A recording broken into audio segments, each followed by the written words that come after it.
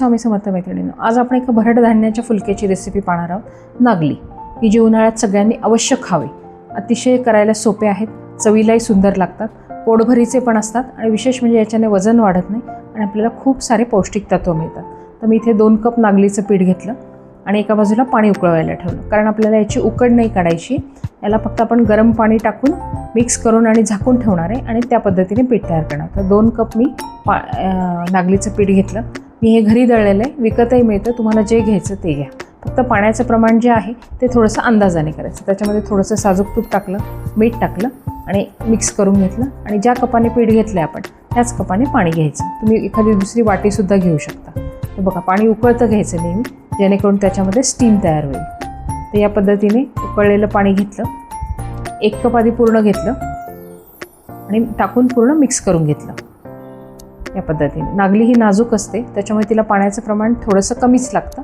तर चमच्याने मिक्स करायचं आणि अंदाज घ्यायचा। उरलेलं पूर्ण 1 कप पाणी घातलं, पूर्ण मिक्स करून घेतलं आणि आपल्याला लगेच लक्षात येतं की याला गरज आहे की नाही। पुन्हा एक अर्धा कप पाणी घेतलं आणि त्या अर्धा कप पाणी टाकलं आणि पुन्हा मिक्स केलं।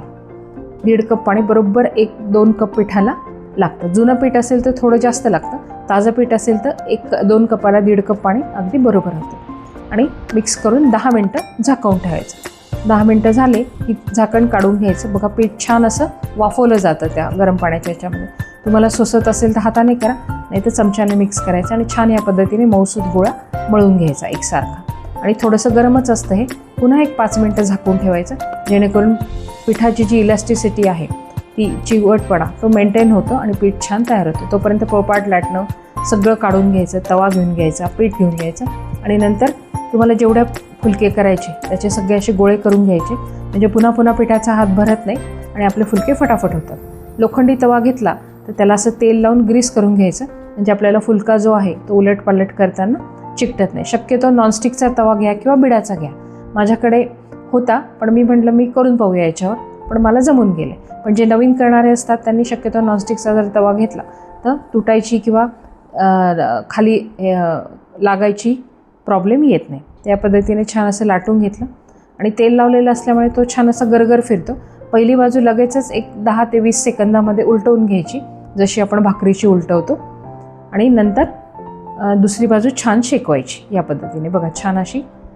आणि गॅस हा हाय फ्लेमवरच ठेवायचा, कारण नागली ही म्हणजे शिजायला थोडीशी हे असते आणि लोखंडाचा जाड तवा असल्यामुळे हाय फ्लेमवर भाकरी जशी आपण शिजवतो त्या पद्धतीने शिजवायचं। असे छान असे फोड यायला लागले की मग उलटं करायचं आणि जसं आपण फुलका दाबून दाबून फुगवतो किंवा असा जरी फुगला तरी त्या पद्धतीने छान असं शेकून घ्यायचं। अतिशय पौष्टिक, चवीला सुंदर, खूप साऱ्या पौष्टिक घटकांसह हा नागलीचा फुलका असतो। डब्यात दिला तरीसुद्धा दिवसभर छान राहतो। जेवताना तुम्ही करून ठेवले तरीसुद्धा थंड झाल्यावरसुद्धा खायला छानच लागतात। म्हणजे असं काही नाही किंवा थंड झाल्यावर छान लागणार नाही, असं काही नाही। अतिशय अप्रतिम चवीला आणि विशेष म्हणजे करायला सोपी आहे आणि खायलाही छान आहे। सगळ्यांनी नक्की ट्राय करून बघा।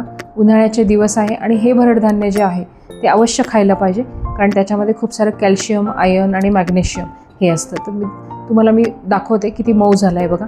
तर दिवसभर जरी तुम्ही ही भाकरी ठेवली तरीसुद्धा ती अशीच्या अशीच राहते। हा दुसरा पण करून घेतला मी, गरम गरम एक करून देत होती आणि सगळ्यांना वाढत होती, कारण मला नेहमीची प्रॅक्टिस आहे, त्याच्यामुळे मला करायला काही प्रॉब्लेम येत नाही। तर तुम्ही पण नक्की करा। रेसिपी आवडली असेल तर कमेंट करा, तुम्ही कुठल्या पद्धतीने करताय ते मला सांगा, पण अवश्य नागली ही तुमच्या रोजच्या आहारामध्ये सामील करा आणि मला कमेंट करा। Thank you. Enjoy the recipe. Like, subscribe my